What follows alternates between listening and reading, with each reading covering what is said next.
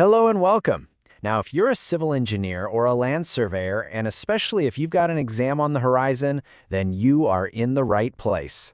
Today, we're going to be cracking the code of chain surveying. On the surface, it sounds almost too simple, doesn't it? You've got a tape measure, a few stakes. How hard can it be?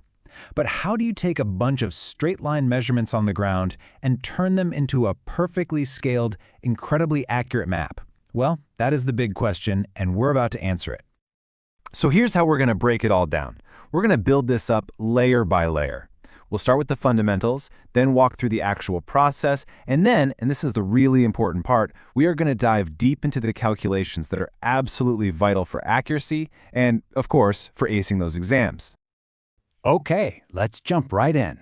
Before we can even think about all the fancy corrections and the math, we have to get a really solid grip on what chain surveying actually is and why we do it. So the whole system is built on one simple, powerful idea: triangulation. You break down a piece of land into a web of connected triangles. Then you measure the length of every single side. Once you have those lengths, you can plot the exact position of every point on a map. And the key thing to get here is that you're not measuring any angles directly. It's all about the lines. Right, so this technique has its own sweet spot. You're not going to use this to map a huge, complicated city or a massive, hilly forest. It's just not the right tool for that job. But for a small, pretty flat field or a single plot of land, it is a fantastic, direct, and really effective method. All right, to really get this, you have to learn to speak the language. The next couple of slides are all about the essential vocabulary, the terms that make up the entire framework of a chain survey. Honestly, nailing these definitions is your first big step to mastering this whole topic. Think about it like this. Your main stations are like the skeleton. They're the big, important corners that define the whole area you're mapping. Then, your tie stations. They're the points you use to flesh out that skeleton. They sit along the bones, so to speak, and they help you pinpoint the exact location of things inside your main triangles, like a big oak tree or the corner of a shed. So you've got your stations, and the lines between them are your main survey lines. Now, the most important one of all is the baseline. It's the longest one, and it's basically the spine of your whole project. You measure it with extreme care because everything else depends on it.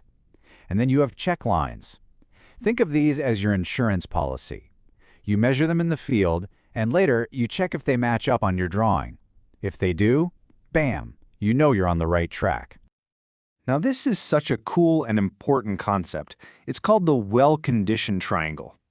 See, if you use a really long, skinny triangle with sharp angles, even a tiny mistake in measuring one side can cause that point on your map to shift by a huge amount. It's just not stable. But by keeping all your angles between 30 and 120 degrees, you create strong, robust shapes. Your intersections are sharp, clear, and unambiguous. And of course, the absolute perfect shape? A beautiful equilateral triangle. Okay, so we've got the theory down. Let's head out into the field, virtually speaking, and see how this all comes together. How do you go from looking at an empty piece of land to having a complete set of accurate measurements?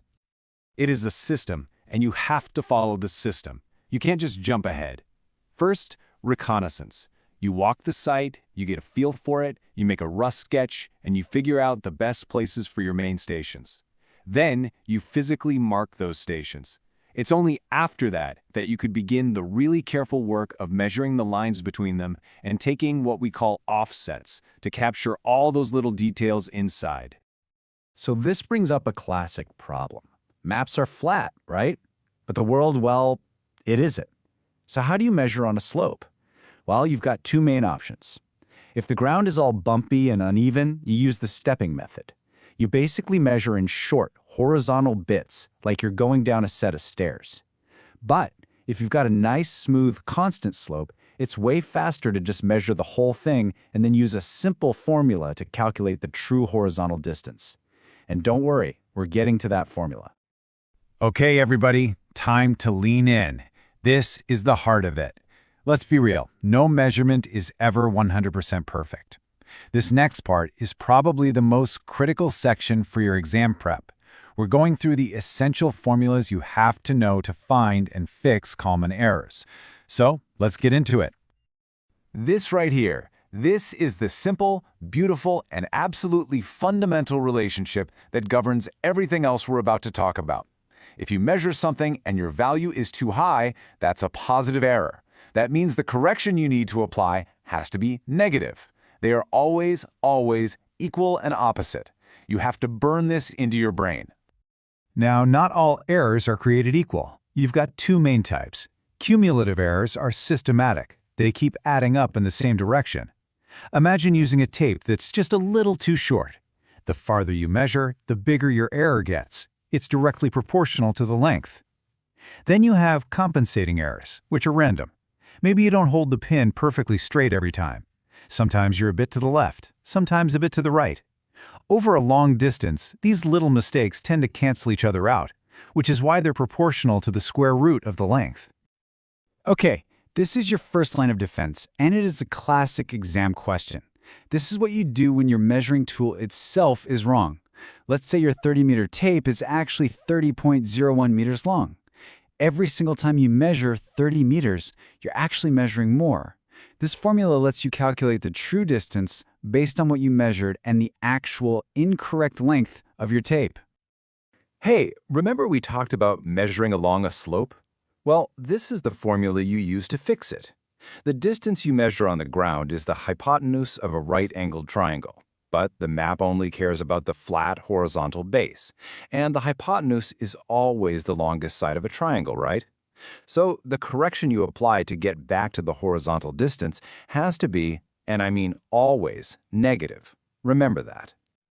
Think of your steel tape like it's a big metal rubber band. If you pull on it harder than the standard tension it was made for, it's going to stretch. So the tape says you measured 30 meters, but it was stretched out, meaning the real distance is a little more. Your measured value is too short, so you need a positive correction. This formula figures out exactly how much, using the difference in pull and the properties of the tape itself. It's simple physics, right?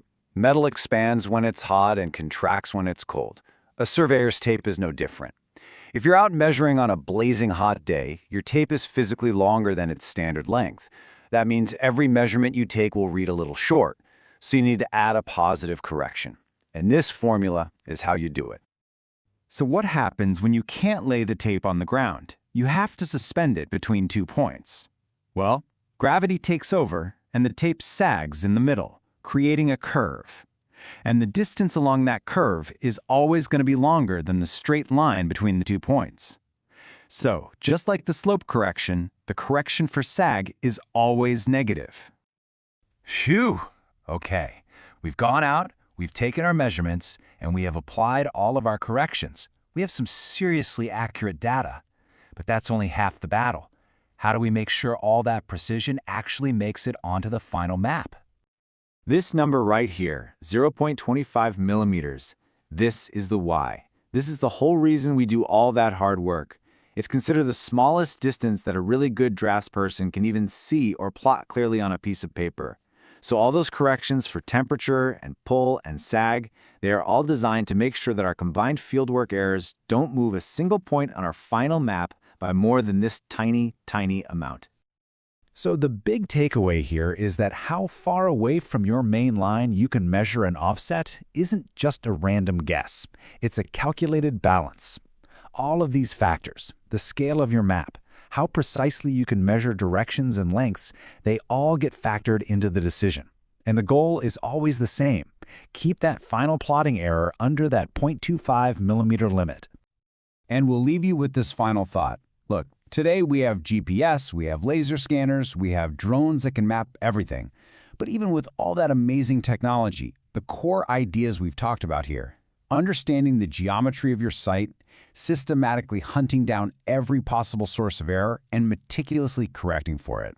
Those principles are the absolute bedrock of all accurate measurement. They're just as relevant today as they ever were.